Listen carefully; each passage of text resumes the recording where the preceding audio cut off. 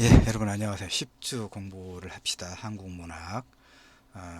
우리 교과목이 한국인의 삶과 문학인데 좀 줄여서 한국문학 이렇게 표기하기도 하고 또 그렇게 말하는 경우도 있을 것입니다. 뭐 그렇게 이해를 하시면 될 것 같고 10주는 이제 폭력의 시대와 문학 그리고 또 문화 이런 주제로 1, 2, 3차 시 나눠서 공부를 하려고 해요.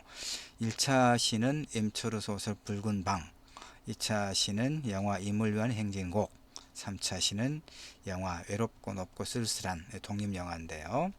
이렇게 나눠서 폭력의 시대와 문학 그리고 문화 이렇게 공부를 해보려고 합니다.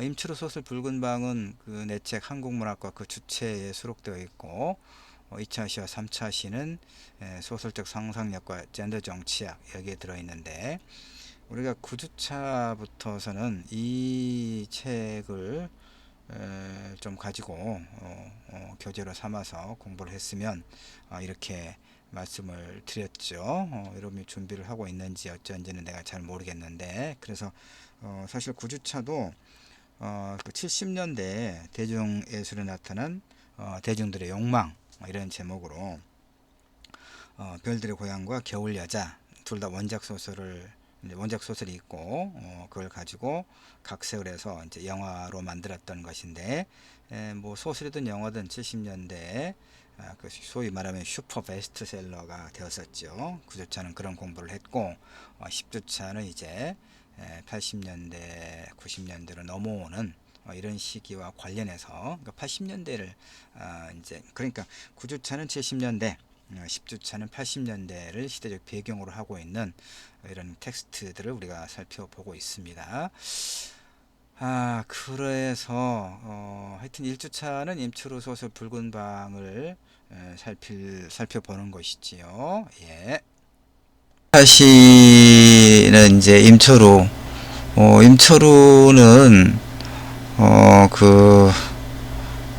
전남대학교 영문과에서 학위를 했나? 국문과에서 학위를 했나? 하여튼, 그러고 이제, 그 서울에, 얼른 대학이 안 떠오르네. 예. 한신대 문창과, 뭐 교수로 있다가, 몇 년 전에, 정년은 아닌데, 명예퇴직을 했더라고요. 하여튼 임철우는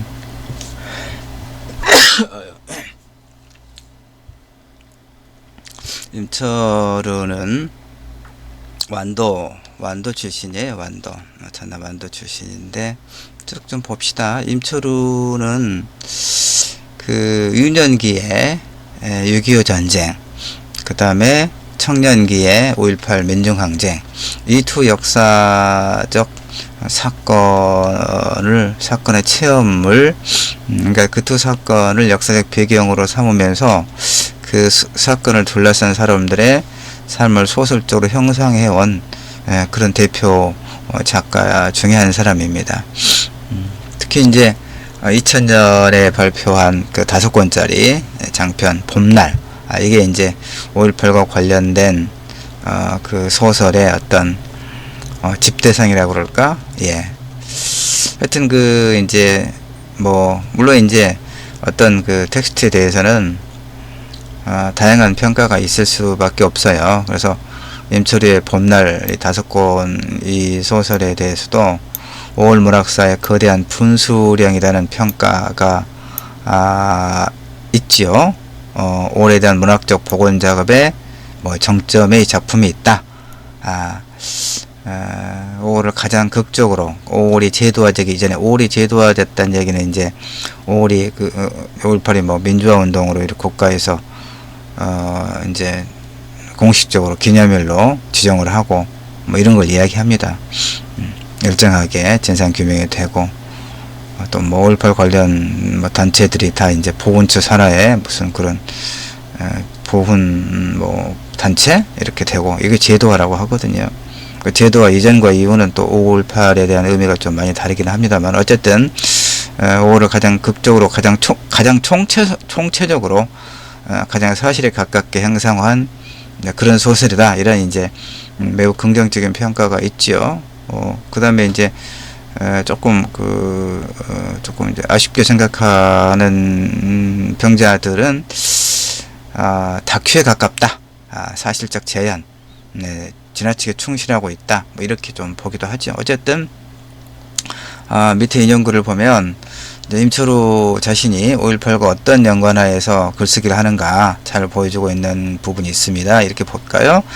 나는 5.18 때의 체험으로 인해 작가가 되었다. 그 이전부터 글을 쓰기는 했어도 내 삶을 글쓰기에 일치시킨다는 작가로서 소명의식 정신이 생기는 것은 5.18을 겪으면서부터다. 그러니까 임철우 이 선생은 이제 아마 5.18 때는 광주에 있지는 않았죠. 서울에 있었을 거예요. 그래서 내가 무엇을 할 수 있을 것인가를 고민하기 시작했고 나만의 운명에 대한 소명의식을 가지게 되었다. 글쓰기는 현실과 싸움이라고 생각했다. 그 당시 신과 약속했던 것은 제발 쓰게 해달라. 그러면 나는 죽어도 좋다는 절박한 심정이었다. 이렇게 임철우는 이야기하고 있습니다. 근데 임철우 문학의 커다란 원천 두 가지는 이 5.18과 관련된 트라우마 외에 그 유년기 고향에서 6.25 체험, 아까 제일 앞에서 이야기했잖아요. 6.25와 5.18이 임철우의 어떤 작가의 원체험으로, 작가로서의 원체험으로 자리 잡고 있거든요. 그러니까 이제 고향에서 6.25 체험, 유년기. 그래서 공정구 선생은 임철우 소설의 서사 원천을 두 가지로 이렇게 나눠서 이제 그 고향의 유년기에 6.25 체험을 낙일도 서사체. 서사체는 이제 이야기를 가지고 있는 어떤 문학 작품 그렇게 이야기하면 되죠. 문학이든 영화든 이야기를 가지고 있는 어떤 것, 텍스트. 그다음에 이제 5.18과 관련된 어떤 원체험을 광주 서사체 이렇게 이야기하기도 해요. 자, 그 개념이 어떻든 이제 우리가 지금 1차 시에 보고 있는 이 임철우의 붉은 방 중편 소설이에요. 중편 소설은 이제 200자 원고지로, 그러니까 단편은 200자 원고지 80장에서 100장 정도, 되게 8, 90장 됩니다. 그 다음에 이제 이 중편은 300에서 한 500장 정도 되고요. 장편은 이제 800장에서 1000장 이렇게 보통 이야기합니다. 그러니까 이제 붉은 방은 중편 소설이에요. 한 300장에서 500장 정도에 해당하는.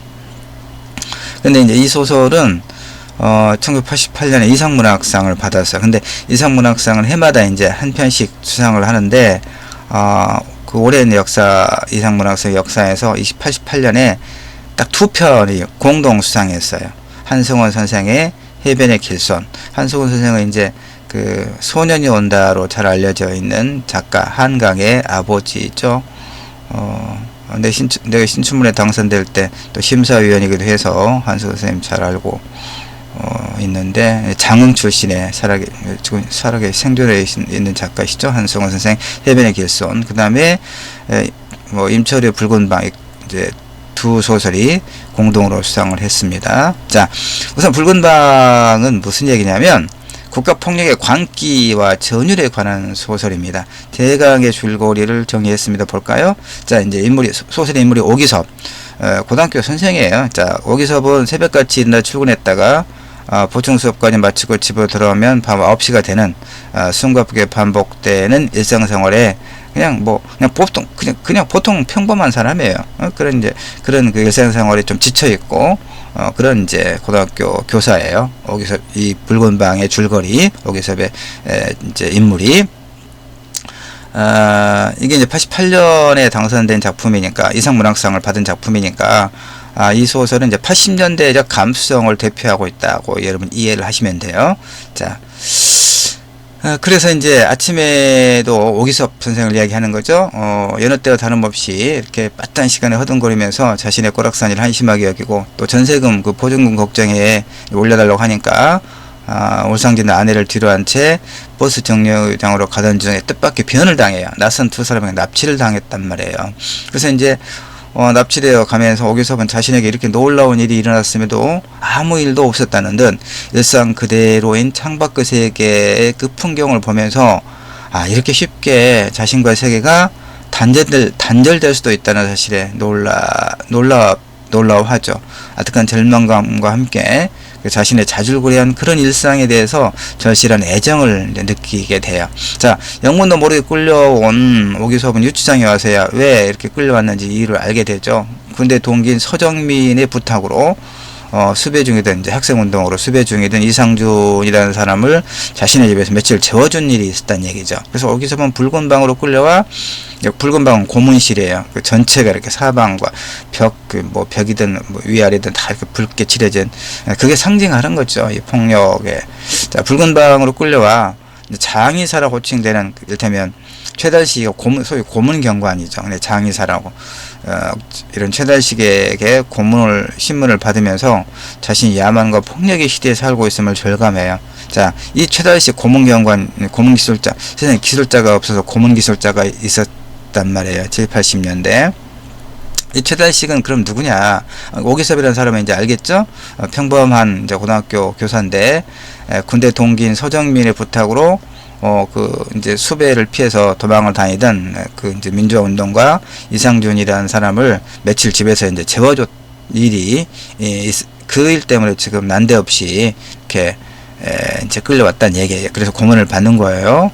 그러면 이 고문 경관 최달식은 누구냐? 빨갱이라고 하면 이를 가는 사람이에요. 6.25 때, 이제 최달식 어렸을 때 아버지가 경찰관이었는데 6.25 때 경찰 가족이라는 이유로 부모를 제외한 일가족이 몰살당하는 비극을 어린 나이에 겪은 거예요.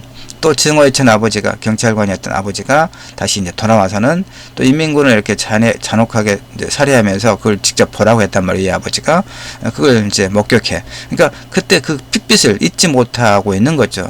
그래서 경찰이었던 그의 아버지는 나중에 폐인이 되어 생을 마감했고, 어머니는 치매에 노망에 들어 지금껏 그에게 괴로움을 주고 있어요. 그런 아버지만 아니었다면 자신도 남부럽지 않게 성장했을 것이고 자신의 가족도 행복할 수 있을 것이라고 이제 최달식은 그렇게 믿는 거예요. 그 다음에 이제 그의 아들 한수가 뇌막염으로 이제 죽었는데, 이제 공부 잘 않고 아마 그랬나 보죠. 그러니까 최달식이 이제 아들을 또 이렇게 혼내면서 주먹으로 한 대 때렸나, 머리를. 하여튼 그걸로 해서 이제 입원해서 죽었는데, 이제 병인은 그 뇌막염이라고 돼 있는데, 그래도 이제 최달식은 이제 또 자기가 이제 때린 게 원인이 됐다. 근데 그 역시 그 경찰관이었던 아버지, 크게 보면 이제 6.25에 대한 그런 어떤 트라우마를 갖고 있어요. 강박관념이 시달리고 있죠. 네. 피해 지옥 붉은 방에서 피해 응어리를 간직한 이 최달식 고문경관에 의해서 고등학교 선생 오기섭은 철저히 파괴되죠. 굴욕감과 끝없는 고문에 의해서 오기섭은 인간의 존엄성을 포기했지만 그와 동시에 강렬한 생의 욕구를 느껴요. 결국 각본대로 자술서를 쓴 오기섭은 깊이 모를 절망감과 엄청난 분노를 간직하게 되지요. 그래서 이미 자기 자신은 이제 존재할 수 없음을 느껴요. 그러니까 이게 이제 사실 나도 5.18 때 시위하다가 체포돼서 계엄군에 체포돼서 가서 이제 엄청나게 이렇게 말할 수 없는 육체적 고통을 당하고 이제 구속돼서 일정하게 좀 있다가 나중에 이제 풀려나기도 했었기 때문에 이 폭력 앞에서 견디지 못하는 이런 것을 내가 충분히 공감을 해요. 하여튼 증오를 품고 살아가는 이 고문경관 최달식은 이제 이 고문실 붉은 방에만 들어오면 쾌감 같기도 하고 통증 같기도 한 현기증을 일으키고, 그런 이 방의 아득함을 좋아해요. 멸공, 반공, 방첩, 책상 앞벽에 그런 표를 붙여놓은 붉은 방에서 악인을 멸해달라고 기도하는 최달식은 신의 은총이 방 안에 가득함을 느끼죠. 그러니까 이 최달식은 교회 집사거든요. 그러니까 이 사람은 또 이렇게 교회 가서는 그 다음에 이제 자기 가족 하여튼 자, 넘어갑시다. 80년대 감성을 대변한다고 할 수 있는 임철의 중편 소설 붉은 방은 대강 줄거리 봤죠. 체제와 이데올로기의 폭력, 이 분단 체제를 말하는 거죠. 그 다음에 이제 그것 때문에 남과 북은 각각의 체제에 대한 우위를 입증하기 위한 뭐 이를테면 공산주의 사상이라든가 또 자유민주주의 체제에 대한 옹호 이런 어떤 이런 것이 70년대 80년대까지 이어졌잖아요. 그 다음에 그것들에 의해 동요되는 인간의 모습과 그로 인해 심리적으로 손상받고 육체적으로 마모되는 그런 과정을 끈질기게 파헤친 소설이에요. 특히 분단 문제에서 파생된 폭력에 초점을 맞추고 있죠. 그러니까 다시 말해서 이제 5.18 역시 이 분단 체제에서 기인한 이제 학살 이렇게 우리가 이야기하거든요. 국가폭력이라고. 근데 이 붉은 방은 이제 2012년에 개봉된 정지영 감독의 영화 남영동 1985의 내용과 주제가 매우 흡사해요. 그래서 이제 이 자료에서 남영동 1985를 조금 이제 소개를 하고 있는데, 자, 이제, 이 부분은 여러분이 한번 이 자료를 올려놓을 테니까 읽어보면 되고요. 이제, 남영동 1985는 실제로 그 민주화 운동가였던 김근태 선생, 이제 그 노무현, 이제 김대중 정부 때 이렇게 또 정계에 입문하게 되고, 특히 노무현 정부 때는 보건복지부 장관을 했죠. 보건복지부 장관도 하고, 나중에 뭐 열린우리당 의장도 하고 그랬었는데, 하여튼 이 김근태 선생이 실제로 민주화운동가 김근태, 이제 영화에서는 김종태라고 나오는데, 김근태 선생이 이 영화에서 이 소설에서 말하는 것과 똑같은 방식으로 이렇게 끌려가서 이제 고문을 받고 거짓 진술서를 강요받는 이제 그 상황이에요. 물고문 받고. 그래서 그러니까 이제 고문은 이제 고문이 복종을 강제할 수 있는 죽음에 대한 불안을 곧바로 만들어내기 때문이 아니라 고문은 훨씬 더 무서운 불안을 만들어내요. 그건 뭐냐면 고문을 받는 당사자의 경우에는 끊임없이 끝없이 죽어가는 고통에 대한 그런 불안. 그 다음에 이제 어찌됐든 살아서 나왔을 경우에 오랫동안 침묵하게 되잖아요. 주변 사람들에게 이 치욕적인 고문에 대해서 발설하지 못하죠. 바로 그것으로 인해서 이제 이런 그 체제에 대한 저항, 세력에 대한 어떤 침묵을 강제하는 그런 효과가 이 고문인 거예요. 그 다음에 하여튼 아무 양심의 가책 없이 잔혹한 고문을 일삼는 수사관들에게 굽히지 않고 진술을 거부하는 김종태, 하지만 장의사라 불리는 고문기술자 이두한, 실제는 이근한 경감이거든요. 이 사람이 등장하면서 그 인생을 송두리째 뒤바뀌는 잔혹한 22일이 시작된다. 이런 얘기입니다. 김근태, 남영동, 우리 용산에서 이제 KTX 타고 용산에 내리잖아요. 서울 가려면 용산에서 조금 더 이제 서울로 진입하다 보면 남영동에 나와요. 대공분실, 치안본부 대공분실. 지금 여기가 이제 인권박물관을 만들어 놨다고 하던데, 이제 이 영화와 이 소설이 거의 유사한 주제를 가지고 있습니다. 문제는 뭐냐면, 이제 쭉 내려갑시다. 다른 것은 여러분이 좀 읽어보도록 합시다. 그래서 임철우 소설 붉은 방은 폭력의 세기인 80년대 끝자락에 발표됐죠. 현재와 과거, 개인과 사회, 실존적 고뇌와 공동체적 실천, 그리고 상이한 문제에 대해서 이런 문제에 대해서 작가 임철우는 당대 폭력과 과거의 폭력, 개인의 마음일과 사회의 부도덕함의 관계를 상기시키고, 좀 어려운 말들을 많이 써놨는데요. 하여튼 임철우 소설의 대부분 그렇듯이 이 붉은 방에서도 금속성의 폭력 앞에 두려워할만 할 뿐 해결책을 찾지 못하는 인물들이 등장해요. 자, 그 다음에 이제 독백이 어떤 의미인가 쭉 여러분이 보면 되겠고요. 그러니까 독백 고백, 요것도 이제 하나의 글이라서 조금 좀 어렵게 썼는데, 요건 그러려니 하고 넘어가도록 하고요. 읽어보면 대강 알 수 있으니까. 지금 여기서 말하고자 하는 것은, 얘기 보면 되겠네. 임철우는 이 붉은 방이라고 하는 공간적 배경을 통해서, 그러니까 세계와 자아의 단절을 완전히 닫혀있는 공간이잖아, 붉은 방. 그 다음에 붉은색이 주는 그런 부정적 이미지, 어떤 공포와 죽음의 이미지, 피해 이미지잖아요. 나아가 주인공들의 내면에 담긴 피해의식의 역사적 의미를 끈질기게 파헤쳐서 이 고문경감 가해자, 최다시 피해자 뭐 이름이 금방 잊어먹었네. 자, 앞에 가면 있죠. 예, 이런 그 오기섭이죠. 예, 하여튼 가해자와 피해자 모두의 아픔이다. 이런 이게 중요합니다. 이 소설에서 말하고자 하는 것이 이 가공할 폭력의 가해자와 피해자 모두 역사의 이제 분단 체제. 물론 그 전에는 이제 일제 강점기로부터 시작되는 거죠. 우리 민족의 현대사의 이런 그 어떤 폭력의 역사라고 하는 것이 일제 강점기와 분단, 전쟁.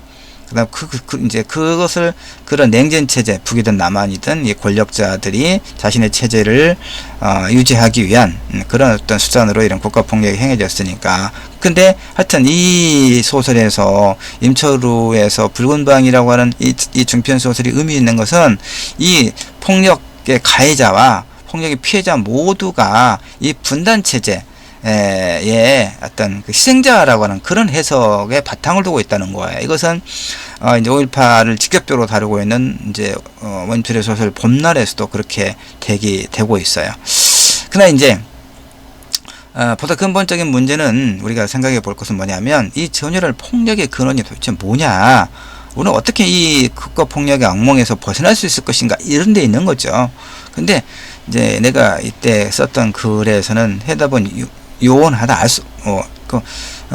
이를테면 긴 터널을 지나는 것처럼 그 출구가 보이지 않는다. 이렇게 일단 생각을 하는 거예요. 다만 무엇이 폭력을 초래하는지 우리는 공부하고 또 공부할 필요가 있다.